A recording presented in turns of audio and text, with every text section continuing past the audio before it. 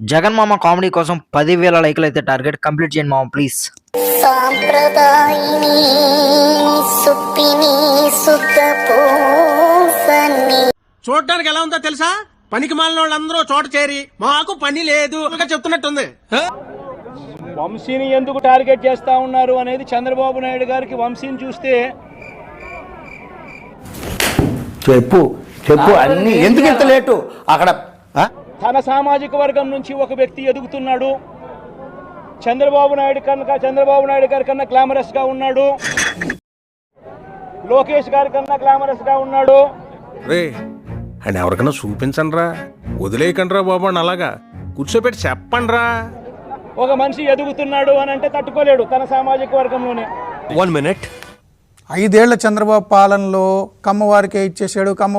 5 ఏళ్ల పాటు ఆయన మొత్తం పదవులన్నీ కమ్మవారికే ఇచ్చారన్నారు. స్టేట్ ఎలక్షన్ కమిషన్ ఈయనను మేము అపాయింట్ చేస్తున్నాం కాదు, తన సామాజిక వర్గానికి చెందిన తాను నియమించిన వ్యక్తి ఈ రమేష్ కుమార్ అనే ఈ గొప్ప ఆయన. అందుకనే కొడాలనా నేను చూసిన ఆ మనిషికి అర్జెంటా తుప్పలకెళ్ళి నీళ్లు పట్టుకొస్తాను. జీర్ణించుకోలేని ఆక్రోశము, వంశీని చూసినా కూడా జీర్ణించుకోలేని ఆక్రోశము. ఇది ఒక్కటి ఎన్నిసార్లు ఎందుకు చెబుతున్నావు? మనకు పిచ్చలేదు కాబట్టి.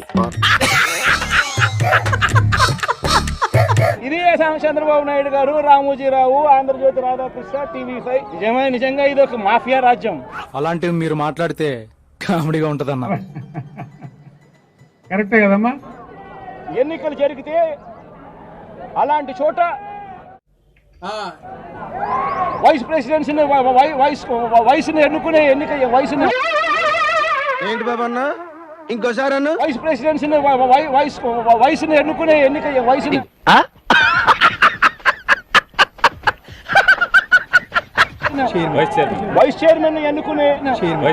వైస్ చైర్మన్ ఎన్నుకునే ఇంతకాడికి వచ్చే పోయే నలుగురు దగ్గర ఒంటెలు తాగినా బెటర్ కదరా.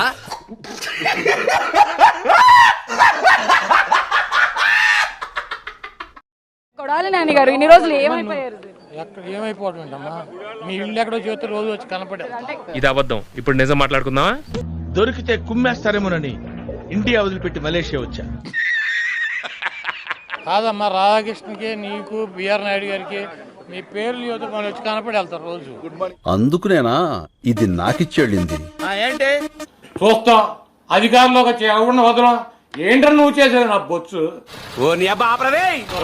ఆ రోజు వస్తే నువ్వో నేను తేల్చుకున్నావు, లేకపోతే నన్ను వంశీనో ఒకరిని టచ్ చేసి చూడరు. నువ్వు మగాడి అయితే వంశీ అరెస్ట్ ఎలా చూస్తారు? అరెస్ట్ లాగానే చూస్తున్నామ్మా. నువ్వు వస్తే నన్ను చేస్తావు, వంశీని చేస్తావు, దూరం పుణ్యం చేస్తావు, ఎవరిని చేస్తావు చేయరా. ఒక్కరిని టచ్ చేసి చూడండి. వంశీ అరెస్ట్ ఎలా చూస్తారు? అరెస్ట్ లాగానే చూస్తున్నామ్మా.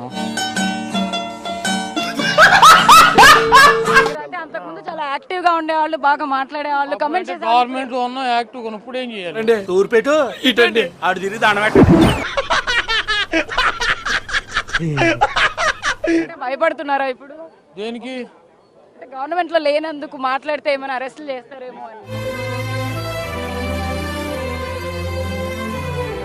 కాదమ్మా, నీ ఉద్యోగం పీకేసిన కూడా యాక్టివ్గా ఉంటావు, మైక్ పట్టు తిరుగుతావా? మా ఉద్యోగం పీకేశారు కదా, ఇప్పుడు ఏం చేయము యాక్టివ్గా.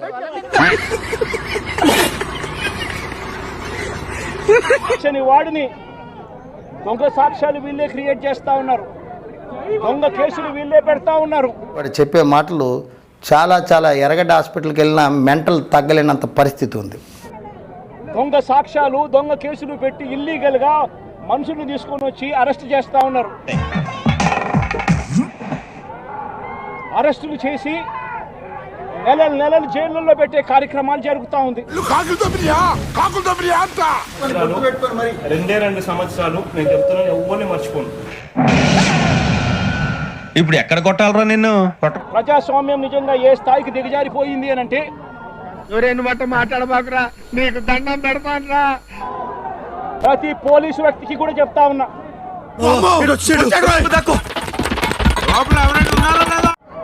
మీ టోపీ మీద ఉన్న 3 సింహాలకు కనిపించే ఆ సింహాలకు సెల్యూట్ కొట్టడం మొదలు పెట్టండి. కొడితే మెడికల్ టెస్టులు చేయించుకోవడానికి మీ ఆస్తులు అమ్మినా సరిపోవు.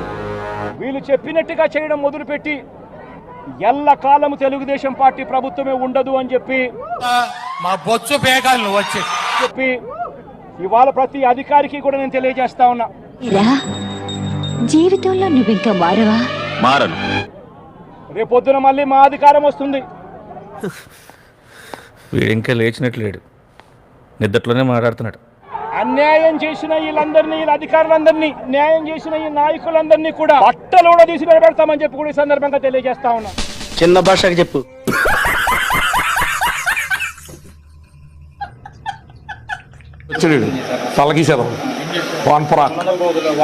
పూర్తిగా కట్టడి చేస్తామని చెప్పిన మీడియాని కూడా అలౌ చేయలేని పరిస్థితి. ఇట్లా పెట్టే సూర్యుడు నేను ఆపేయగలనా?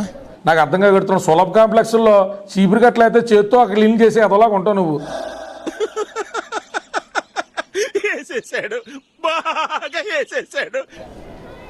ఆపేయగలనా? ఇవన్నీ పొగడి కార్యక్రమాలు చేస్తూ ఉంటారు, ఇవన్నీ పెద్ద పట్టించుకోవాల్సిన అవసరం లేదు. నీ బతుకు పకోడీ గాల్లో నువ్వు ఏదో పెద్ద మొదలని నువ్వు రాజకీయ నీ ఫీలింగ్ రాదా?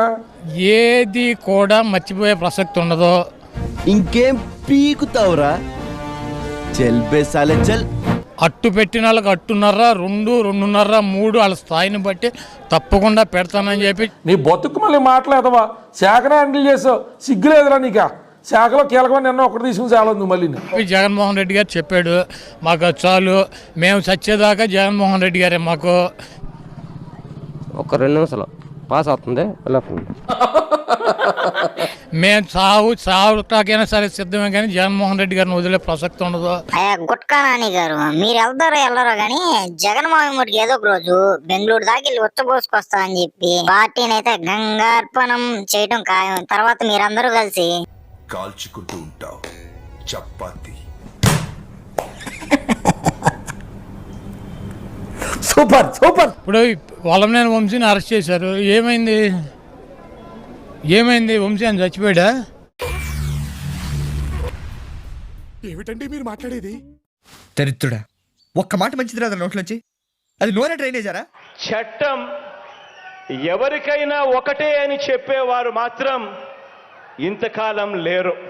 ఈసారి జగనన్న 2.0 కొంచెం వేరుగా కూడా ఉంటుంది. 2.2 అంటే జగన్ జైలుకి వెళ్తామే. జగన్ 2.2 అంటే ఇది బయట రాడు, అది జగన్ కాన్సెప్ట్. జగన్ 1.1 అంటే జగన్ దోచుకోవటం, దాచుకోవటం.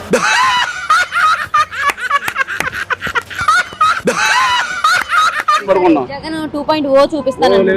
గుడ్డి లేదు, ఏం లేదమ్మా, అనకూడదు కానీ ఏమీ లేదు. ఇంకా 11 సీట్లు కూడా ఈసారి రావు.